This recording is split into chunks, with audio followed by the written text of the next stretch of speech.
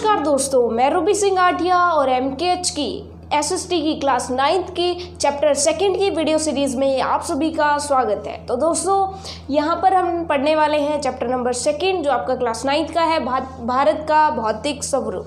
तो भौतिक स्वरूप की बात करें तो इसका मतलब ये है कि भारत को अगर ऊपर से देखा जाए, बाहर से देखा जाए, भौतिक स्वरूप इसका कैसा है, यानी कहीं ना कहीं भारत में कहीं तो घाटियाँ हैं, कहीं पर्वत है और कहीं क्या है, मैदान है, कहीं पठारी हिस्सा है, कहीं द्वीप समूह है, कहीं मरुस्थल है, कहीं जो है हम ये कह सकते हैं कि ज़्यादा जहाँ पर जो है नदियाँ पाई जाती है, कहीं पर सूखा है। तो इन सभी का जो एक स्वरूप बनता है उसको हम भौतिक स्वरूप कहते हैं। तो इसी तरह से पूरे भारत का जो स्वरूप है, पूरे भारत का जो भौतिक स्वरूप है उसको हम 6 भागों में बांटते हैं और उन 6 भागों को हम धीरे धीरे 1 बाय 1 पढ़ते जाएंगे। लेकिन अभी हम ये समझते हैं कि पूरे भारत में अगर वो 6 भूभाग देखें तो वो है कौन कौन से, यानी हमें उनका एक आइडिया हो जाए कि वो कौन कौन से हम किस किस तरह से पढ़ने वाले हैं। तो आपको पता है जैसे भूगोल की वीडियो सीरीज हमारी चल रही है, तो भूगोल में हम सब चीज़ें मैप से पढ़ने वाले हैं क्योंकि मैप से हमें चीज़ें समझ आती हैं। तो चलिए मैप बना करके पहले हम जानते हैं कि वो कौन कौन सी भौतिक स्वरूप है, फिर आपके दिमाग में एक इमेज बन जाएगी कि हम क्या क्या पढ़ने वाले हैं। फिर जब उनको पढ़ेंगे तो आपको वो चीज़ें याद हो जाएंगी। चलिए तो दोस्तों यहाँ पर बहुत सारी चीज़ें, हो सकता है आपको कुछ चीज़ें लगे कि आपने पढ़ी हुई हैं, लेकिन बहुत सारी चीज़ें जो है आपके लिए नहीं होने वाली हैं।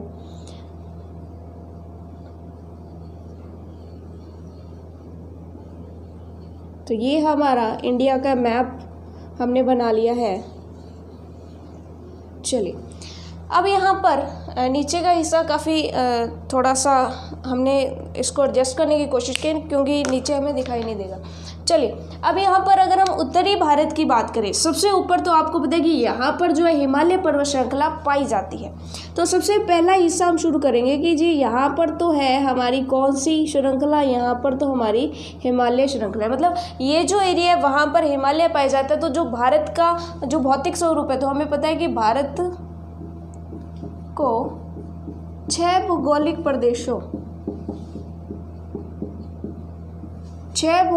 प्रदेशों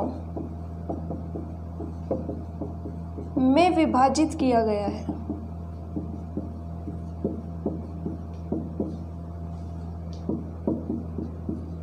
अब वो 6 भौतिक प्रदेशों में सबसे पहला कौन सा हो जाएगा? सबसे पहला हो जाएगा हिमालय।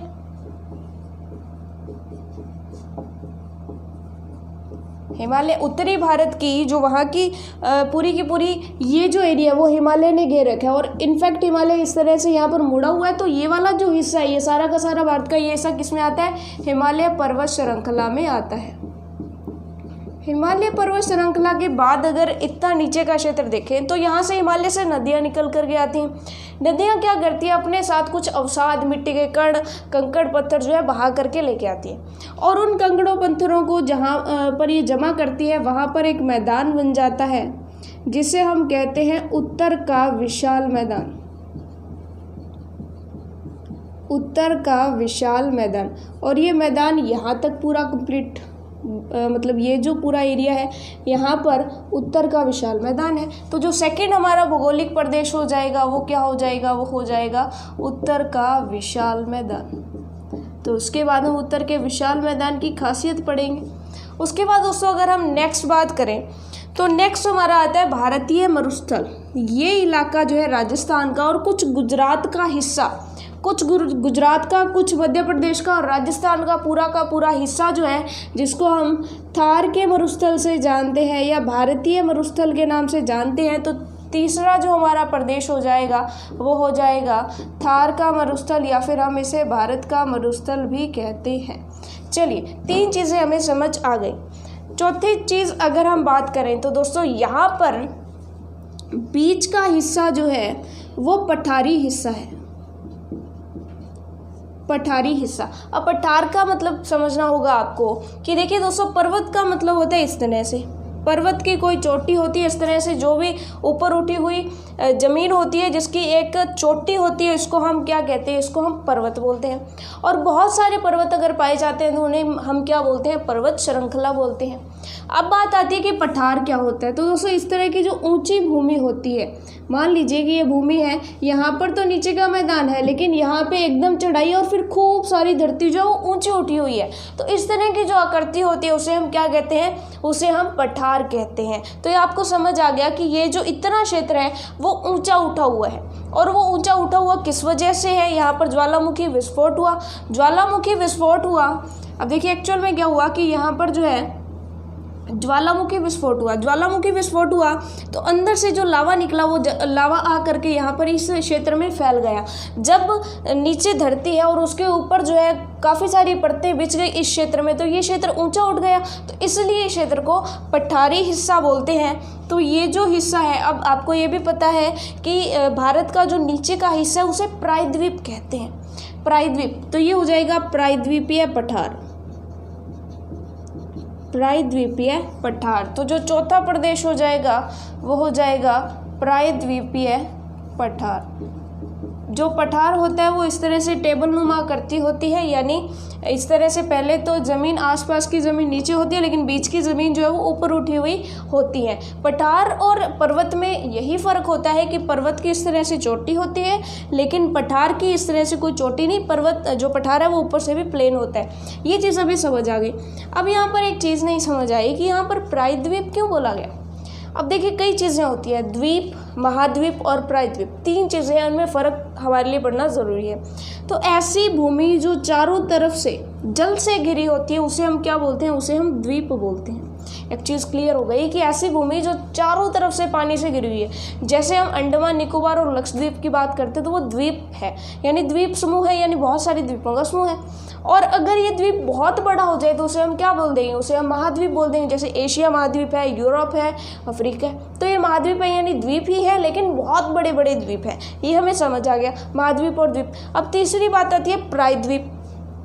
तो प्रायद्वीप ऐसी भूमि होती है जिसकी तीन तरफ पानी होता है, जिसके तीन तरफ पानी होता है। फॉर एग्जाम्पल अगर हम इस भूमि की बात करें तो इसके अगर पश्चिम में जाए तो भी पानी, अगर पूर्व में जाए तो भी पानी, और दक्षिण में जाए तो भी पानी, यानी तीनों दिशाओं से ये जल से घिरा हुआ है। तो यहाँ गुजरात से लेकर के और यहाँ तक बांग्लादेश तक ये जो पूरा इलाका है उसे, भारत का ये जो हिस्सा है उसे प्रायद्वीपीय भारत या प्रायद्वीपीय पठार के नाम से जाना जाता है। तो ये हो गया प्रायद्वीप का पठार, यानी ये भूमि होगी प्रायद्वीप और प्रायद्वीप का जो पठार होगा वो हो जाएगा प्रायद्वीपीय पठार। ये चीज़ें हमें समझ आ गई। अब ये तो इलाका तो हमने कर लिया, ये हो गया, ये हो गया, ये हो गया, बचा ये वाला पतला संकरा इलाका, ये वाला।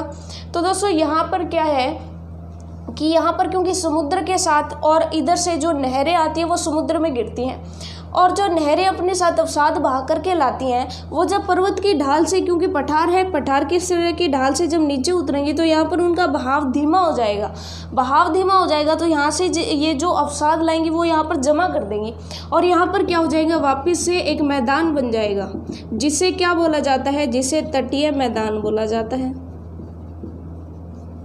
ठीक है। अब ये तो विशाल मैदान, जब इस पर्वत से नदियाँ उतरी तो यहाँ पर मैदान बन गए, जब पठार से नदियाँ उतरेंगी तब भी तो मैदान बनेंगे। तो यहाँ पर जो है दोनों तटों की तरफ तटीय मैदान बन गए, तो ये जो पूरा का पूरा हिस्सा है वो बन जाएगा भारत के तटीय मैदान। तो पांचवा हो जाएगा भारत के तटीय मैदान। अब देखिए भारत का तो कोई हिस्सा बचा नहीं, भारत तो पूरा कवर हो गया। इसी तरीके से यहाँ पे भी यहाँ पे तो है कि हिमालय की पर्वत श्रेणी हो जाएगी। उसके बाद यहाँ पर भी कुछ पठार है, जैसे शिलोंग पठार है और शिवालिक की पहाड़ियाँ हैं, और उसके बाद शिवालिक जो है आगे बढ़ा हुआ है यहाँ पर, और उसके बाद जो है विशाल मैदान यहाँ पर है। तो वो भी पूरा एरिया कवर हो गया। अब भारत का अंदर का एरिया तो पूरा कवर कर लिया हमने। फिर छठा भौतिक प्रदेश है। अब छठा भौगोलिक प्रदेश फिर कौन सा आएगा, तो सिंपल सी बात, कुछ और भी तो चीज़ें अभी बाकी है हमारी, जैसे यहाँ पर अंडमान निकोबार है तो वो भी तो भारत का हिस्सा है। लक्षद्वीप की बात करें तो लक्षद्वीप भी क्या है, भारत का हिस्सा है। तो जो हमारा छठा भौगोलिक प्रदेश आ जाएगा वो हो जाएंगे द्वीप समूह। जो कि भारत के हिस्से हैं। तो ये 6 भौगोलिक प्रदेश है जिनके बारे में धीरे धीरे हम आगे आगे बढ़ने पर पढ़ने वाले हैं। आपको ये समझ आ गया कि कौन कौन से हिस्से कहाँ कहाँ पर है। उत्तर भारत का जो हिस्सा है वो किसका है? हिमालय पर्वत श्रृंखला का। उसके बाद हिमालय पर्वत श्रृंखला के बाद जो मैदान है उसको बोला जाता है उत्तर का विशाल मैदान। इनके बारे में हम डीप से पढ़ेंगे। उसके बाद जो मरुस्थलीय इलाका है उसको थार का मरुस्थल बोला जाता है। मरुस्थल और उत्तर के विशाल मैदान के बाद जो हिस्सा है पठारी हिस्सा उसे बोला जाता है प्रायद्वीपीय पठार। प्रायद्वीपीय पठार के दोनों तरफ जो है तटीय मैदान पाए जाते हैं और उसके बाद जो अलग से द्वीप बसते हैं वो द्वीपीय समूह हो गए। तो चलिए फटाफट से अब इनको एक एक को लेकर के हम स्टडी करते हैं। सबसे पहले हम स्टडी करते हैं हिमालय पर्वत श्रृंखला की। ओके फ्रेंड्स, तो सबसे पहले हम शुरू करते हैं हिमालय पर्वत के बारे में। अब दोस्तों सबसे पहले क्योंकि हमें यहाँ पर थ्योरी लिखनी है और थ्योरी भी हमें चुनिंदा चीज़ें लिखनी है, लेकिन हमें उस थ्योरी को लिखने से पहले उस चीज़ को समझना पड़ेगा। ठीक है, तो सबसे पहले हम ये समझते हैं कि हिमालय की उत्पत्ति कैसे हुई, यानी हिमालय बना कैसे।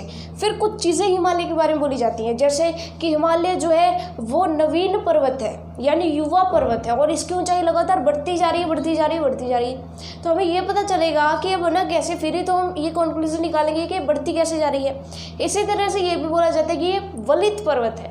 अब वलित फॉल्टिंग माउंटेन है। अब फॉल्टिंग माउंटेन कैसे है, वलित कैसे है, तो ये सभी चीज़ें हमें समझनी पड़ेगी। अब यहाँ पर क्या है कि हिमालय की उत्पत्ति एक्चुअल में कैसी हुई कि इस तरह से मान लीजिए कि ये कोई धरती के 2 टुकड़े थे। ठीक है, वैसे तो प्लेट विवर्तनी की सिद्धांत इसको बोला जाता है, प्लेट टेक्टोनिक थ्योरी बोले जाता है। तो जैसे जैसे आप बड़ी क्लास में जाएंगे तो आपको प्लेटों के बारे में पता चलेगा, प्लेट टेक्टोनिक थ्योरी किसने दी थी, और कॉपर का भी एक सिद्धांत था। तो इन सभी चीज़ों का लेकिन अभी हमारे सिलेबस में नहीं है। फिलहाल हम सिर्फ ये समझते हैं कि ये ज़मीन के 2 टुकड़े थे। ठीक है, ये 2 ज़मीन के टुकड़े टकराए।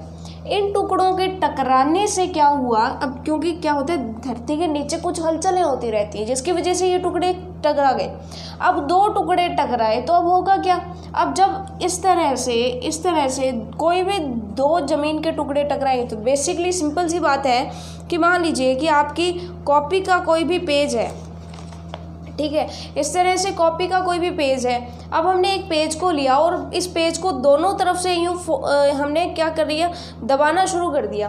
मान लीजिए कि इस पेज को हमने दोनों तरफ से दबाया तो क्या होगा, ये पेज बीच में से ऊपर उठेगा। तो यहाँ पर क्या हुआ, बिल्कुल इसी तरीके से कि जब यहाँ से भी प्रेशर हुआ, यहाँ से भी प्रेशर हुआ तो बीच में से ये चीज़ें बाहर निकल गई। ये चीज़ें जब बाहर निकली तो क्या बन गया, हिमालय पर्वत बन गया। और यहाँ पर बहुत सारी पर्वत श्रृंखलाएं बन गई जिनको क्या बोला जाता है, हिमालय पर्वत श्रृंखला। अब हिमालय पर्वत श्रृंखला तो बनी, लेकिन ये लगातार बनती जा रही है, क्योंकि देखिए इधर से जैसे जैसे प्रेशर आता जा रहा है वैसे वैसे ये और ऊपर ऊपर ऊपर ऊपर ऊपर निकलता जा रहा है। तो जितना जितना ऊपर, अब देखिए यहाँ पर इसको फोल्डिंग माउंटेन फोल्ड, क्योंकि अब देखिए यहाँ पर प्लेटें फोल्डिंग तो हो रही है, इसी की वजह से इसको क्या बोला जाता है, इसको वलित पर्वत, वलित का मतलब फोल्डिंग होता है, वलित पर्वत बोला जाता है। और इसी के साथ इसको युवा पर्वत भी बोला जाता है, क्योंकि ये जो है, क्योंकि देखिए युवा जो एज होती है उसमें क्या होता है कि हाइट बढ़ती रहती है। तो इसी तरह से इस पर्वत की भी हाइट बढ़ रही है, इसका मतलब हम ये कह सकते हैं कि ये क्या है, युवा पर्वत है। तो ये युवा पर्वत है और वलित पर्वत है। एक चीज़ हमें समझ आ गई। अब दूसरी यहाँ पर ये है कि ये जो प्लेटें थी सबसे पहले ये पूर्वी साइड में टकराई और उसके बाद पश्चिमी हिस्से पर प्रेशर आया। तो पूर्वी हिस्से में टकराई तो पूर्वी में ज़्यादा प्रेशर आएगा। अब जिस हिस्से में ज़्यादा प्रेशर आएगा वहाँ से ये ज़्यादा ऊंची होगी। तो यही हुआ कि हिमालय का वह हिस्सा जो पूर्वी हिस्से में है, भारत के पूर्वी हिस्से में, उसकी ऊंचाई ज़्यादा है लेकिन चौड़ाई कम है, लेकिन जो पश्चिमी हिस्से में है उसकी ऊंचाई कम है लेकिन चौड़ाई ज़्यादा है। तो ये चीज़ हमें समझ आ गई कि एक ऊंचाई और चौड़ाई को हमने समझ लिया। कितनी है, नंबर कितने हैं वो हम आगे जानेंगे, फिलहाल हम इसको समझ रहे हैं। वलित पर्वत क्यों है, युवा पर्वत क्यों है, ये हमने समझ लिया। अब यहाँ से कई सारी नदियाँ निकलती हैं। अब क्योंकि पहाड़ है तो ये क्या होता है कि बर्फ़ से ढका हुआ रहता है, क्योंकि इस पर जब बारिश होती है तो बारिश जो है वो बर्फ़ के रूप में जम जाती है, क्योंकि इसके ऊपर काफ़ी ठंड होती है। और जैसे ही धूप के दिन आते हैं तो वो बर्फ़ जो है पिघल करके छोटी छोटी जलराशियाँ मिल करके फिर नदी बना लेती हैं और फिर वो नदियाँ चल पड़ती हैं। ठीक है, ये हमने समझ लिया कि इससे जो है नदियाँ निकलती हैं, यानी इस पर ग्लेशियर होते हैं। अब हम समझते हैं कि हिमालय जो है उसकी थ्योरी क्या क्या हमें समझनी है। तो चलिए दोस्तों, हिमालय पर्वत के बारे में जो भी चीज़ें हमने पढ़ ली उनको थ्योरेटिकल तरीके से हम यहाँ पर देख लेते हैं। ये भारत की उत्तरी सीमा है। उत्तर से भारत की तरफ आए तो उत्तर की सीमा बनाता है बिल्कुल हिमालय, बिल्कुल हमें पता चल गया। ये भूगर्भिक रूप से युवा है, ये चीज़ हमें क्लियर हो गई। तथा बनावट के दृष्टिकोण से वलित पर्वत श्रृंखला है, यानी वलित यानी फोल्डेड है, फोल्ड हुई पर्वत श्रृंखला है। चलिए ये चीज़ हमें समझ आ गई। यह सिंधु नदी से लेकर ब्रह्मपुत्र नदी तक फैला है। ये जब हम मैप करेंगे अभी तब आपको समझ आएगा कि सबसे इधर अगर देखें तो सिंधु नदी है, और सबसे लास्ट में अगर इसका देखें तो सबसे लास्ट में यहाँ से आती है ब्रह्मपुत्र नदी। तो ये जो है सिंधु नदी से लेकर के ब्रह्मपुत्र नदी के बीच में है। तो चलिए ये चीज़ भी हमें समझ आ गई। हिमालय विश्व की सबसे ऊंची पर्वत श्रृंखला है, और इनफैक्ट विश्व की जो सबसे ऊंची चोटी है माउंट एवरेस्ट, वो भी कहाँ पर है? हिमालय पर ही है। इसकी लंबाई जो है वो 2400 किलोमीटर है। इसके बाद इसकी चौड़ाई अगर कश्मीर यानी पश्चिमी हिस्से में देखी जाए तो ज़्यादा है, 400 किलोमीटर है। लेकिन अरुणाचल प्रदेश पूर्वी हिस्से में देखा जाए तो अरुणाचल प्रदेश में 150 किलोमीटर है, यानी कम है। यानी यह पश्चिम में पूर्व से ज़्यादा चौड़ा है, यानी पश्चिम में तो चौड़ा है लेकिन पूर्व में इनकी ऊंचाई ज़्यादा है। यानी पश्चिम में चौड़ा ज़्यादा है, ऊंचाई कम है, पूर्व में इसकी ऊंचाई ज़्यादा है और चौड़ा वो कम है। ये चीज़ हमें समझ आ गई। उसके बाद है कि दोस्तों हिमालय के जो है वो 3 हिस्से हैं। सबसे पहले वृहद हिमालय सबसे ऊपर का, फिर मध्य हिमालय, फिर शिवालिक हिमालय। तो इसको जो है हम एक मैप से समझेंगे ताकि हमें ज़्यादा क्लियर होगा। चलिए अब मैप में हम देखते हैं कि हिमालय जो है किस तरीके से है।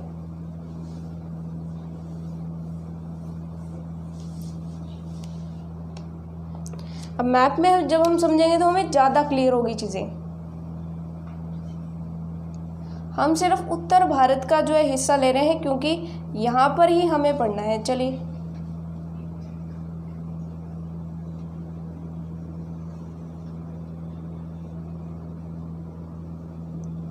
छोटा सा मैप हमने बना लिया है यहाँ पर ताकि हमें ज़्यादा चीज़ें समझ आएगी। चलिए अब यहाँ पर जो अगर सबसे पहली बात करें जो हमारा वृहद हिमालय है, तो वृहद हिमालय जो है वो नंगा पर्वत से लेकर के नामचा बारवा तक इसकी चोटियाँ फैली हैं। तो ये यहाँ पर लगभग नंगा पर्वत है, तो यहाँ से लेकर के लगभग यहाँ तक जो पर्वत श्रृंखला चलती है इसको किसके नाम से जाना जाता है? इसको जाना जाता है वृहद हिमालय के नाम से।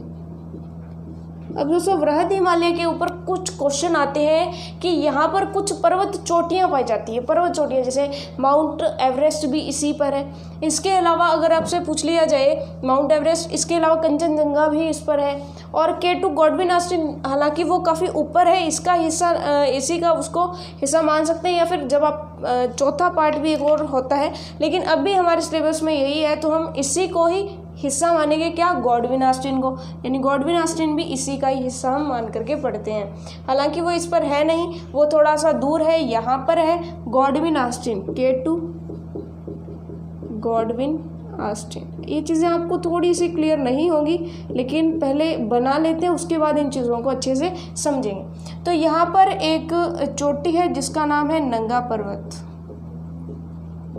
उसके बाद दोस्तों अगर हम बात करें यहाँ पर जो राज्य है वो है उत्तराखंड, और उत्तराखंड में यहाँ पर 3 चोटियाँ हैं। उत्तराखंड में यहाँ पर इसकी 3 चोटियाँ हैं, केदारनाथ, बद्रीनाथ और नंदा देवी। केदारनाथ, बद्रीनाथ और नंदा देवी। उसके बाद अगर यहाँ पर अगर बात करें तो ये जो देश है ये नेपाल है। तो नेपाल में इसकी कई पर्वत चोटियाँ हैं, तो वो देख लेते हैं।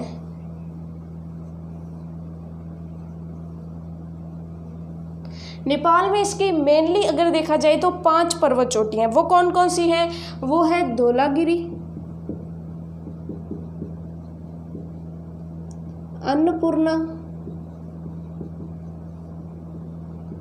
मंसालू, फिर हमारी माउंट एवरेस्ट और फिर है मक्कालू। उसके बाद सिक्किम में हमारी एक पर्वत श्रृंखला है जिसका पर्वत चोटी है कंचनजंगा, और उसके बाद यहाँ पर एक पर्वत चोटी है जिसका नाम है नामचा बारवा। ये चीज़ हमें क्लियर हो गई कि यहाँ पर ये चोटियाँ पाई जाती हैं। अब हम वृहद हिमालय की बात करते हैं। दोस्तों हिमालय अगर देखा जाए तो हिमालय में मुख्यतः 3 श्रेणियाँ आती हैं। पहली श्रेणी तो ये हो गई, कौन सी, नंगा पर्वत से लेकर के नामचा बारवा, ये जो मुख्य मुख्य चोटी है इन सभी को मिलाकर के जो पर्वत श्रृंखला बनती है इसको हम बोलते हैं क्या, वृहद हिमालय। ये सबसे उत्तर का हिस्सा है और सबसे ऊंचा हिस्सा अगर देख लिया जाए तो यही है, क्योंकि यहीं पर तो हमारी माउंट एवरेस्ट है। उसके बाद अगर दूसरे की बात करें, सेकेंड पार्ट की अगर बात करें मध्य हिमालय, तो वृहद हिमालय के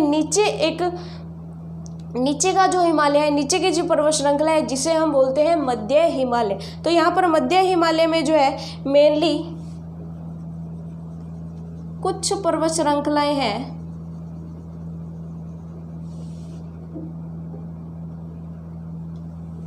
इसको पहले हम थोड़ा सा राज्य को अच्छे से बनाते हैं।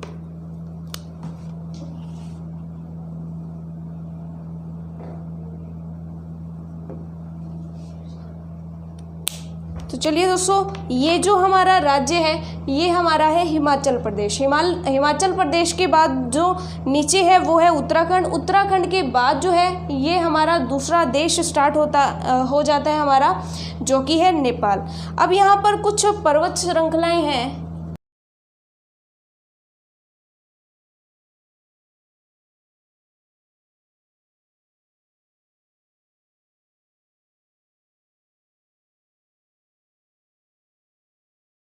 तो चलिए दोस्तों, यहाँ पर हमारी जो पर्वत श्रृंखलाएं हैं, सबसे पहली हो गई पीर पंजाल। पीर पंजाल के बाद जो दूसरी है वो हमारी हो जाएगी धौलाधार। तीसरी जो है वो हो जाएगी नागटिब्बा और चौथी जो है वो है महाभारत। तो ये चारों चीज़ें मिलकर के हमारा किसका निर्माण करती है, मध्य हिमालय का। और मध्य हिमालय के नीचे एक और पर्वत श्रृंखला है जो कि क्या है, जो कि है शिवालिक। अब हमें तीन चीज़ें समझ आ गई अलग अलग कि सबसे ऊपर की जो पर्वत श्रेणी है इन चोटियों को मिला करके वो तो हमारे क्या बनता है, वृहद हिमालय। वृहद हिमालय के बाद ये जो है पीर पंजाल, धौलाधार, नागटिब्बा, महाभारत, ये चारों मिलकर के क्या बनाती है, मध्य हिमालय बनाती है। और इसके बाद कुछ जो है छोटी छोटी पर्वत चोटियाँ हैं जो मिला करके क्या बनाती हैं, जो हमारी शिवालिक हिमालय का निर्माण करती हैं। ये चीज़ हमें समझ आ गई। अब वृहद हिमालय की बात करें तो यह हिमालय का सबसे वृहद हिस्सा है, सबसे ऊंचा हिस्सा है और सबसे उत्तरी हिस्सा है। यह ज़्यादातर बर्फ़ से ढका रहता है, क्योंकि काफ़ी ऊंचा है तो वहाँ पर बर्फ़ होगी, इसलिए इसे हिमाद्री भी कहते हैं। इसकी जो औसत ऊंचाई है वो 6000 मीटर की है। अब यहाँ पर पूछ लिया जाता है कि वृहद हिमालय पर पाई जाने वाली चोटियाँ कौन कौन सी हैं, और ये भी पूछ लिया जाता है कि कौन कौन से इलाके में कौन कौन सी चोटियाँ। तो सिंपल सी बात की कंचनजंगा तो कहाँ पर है, सिक्किम के अंदर है। नामचा बारवा और नंगा पर्वत से लेकर के नामचा बारवा के बीच में इसका विस्तार रहता है। केदारनाथ, बद्रीनाथ और नंदा देवी जो है उत्तराखंड की 3 चोटियाँ हैं। उसके बाद 5 चोटियाँ जो है धौलागिरी, अन्नपूर्णा, मंसालू, माउंट एवरेस्ट और मकालू, ये कहाँ की है, ये है नेपाल की। देखिए फ्रेंड्स, इसका रट्टा मत मारिएगा, इनको मैप में आप बना करके देखिएगा, ये आपको ज़्यादा याद होंगी। अगर सिंपल आप इनको याद करना चाहें तो कहीं ना कहीं आप इनको भूल सकते हैं, लेकिन अगर आप मैप में बना करके इनको याद करेंगे तो वो आपको ज़्यादा याद रहेंगी। ये तो हमने समझ ली नंगा पर्वत और ये जो ऊपर की जो चोटियाँ थी वृहद हिमालय की, ये तो हमें समझ आ गया। अब दोस्तों, वृहद हिमालय और मध्य हिमालय के बीच में कुछ घाटियाँ पाई जाती हैं जिन्हें क्या बोला जाता है, कश्मीर घाटी और कुल्लू घाटी पाई जाती है। तो यहाँ पर हमने लिखा भी है कि वृहद हिमालय तथा मध्य हिमालय के बीच में, अब देखिए पहले मान लीजिए कि ऊपर पहले एक पर्वत आता है, उसके बाद एक और पर्वत आता है। अब दोनों पर्वतों के बीच का जो नीचे का हिस्सा होता है उसे हम क्या बोलते हैं, उसे हम घाटी बोलते हैं। तो ये पर्वत चोटियाँ, फिर थोड़ा नीचे का हिस्सा, फिर दूसरी पर्वत चोटी, तो यहाँ पर जो नीचे का हिस्सा बचेगा उसे घाटी कहेंगे। तो कुछ घाटी हैं जिनमें इंपॉर्टेंट है कश्मीर घाटी और कुल्लू घाटी। ये किसके बीच में पाई जाती हैं, ये पाई जाती हैं वृहद हिमालय और मध्य हिमालय के बीच में। अब मध्य हिमालय को लसार हिमालय भी कहते हैं, ये चीज़ हमें समझ आ गई। इनके जो पर्वत श्रेणी है वो कौन सी है, पीर पंजाल, धौलाधार, नागटिब्बा और महाभारत, ये चीज़ हमें समझ आ गई। उसके बाद शिवालिक हिमालय जो है, शिवालिक हिमालय ये हिमालय का सबसे बाहरी हिस्सा है, सबसे नीचे का हिस्सा है। अरुणाचल प्रदेश में इसका विस्तार डाफा, मिरी और अबोर पहाड़ी के रूप में। लेकिन इससे पहले, इस चीज़ को समझने से पहले हम एक और चीज़ समझते हैं कि ये जो शिवालिक हिमालय, इसका निर्माण कैसे हुआ। ऊपर से नदियाँ जो है बहकर आती थी पर्वतों से, छोटे छोटे कंकड़ पत्थर अपने साथ बहा करके लाती थी और यहाँ पर जमा कर देती थी।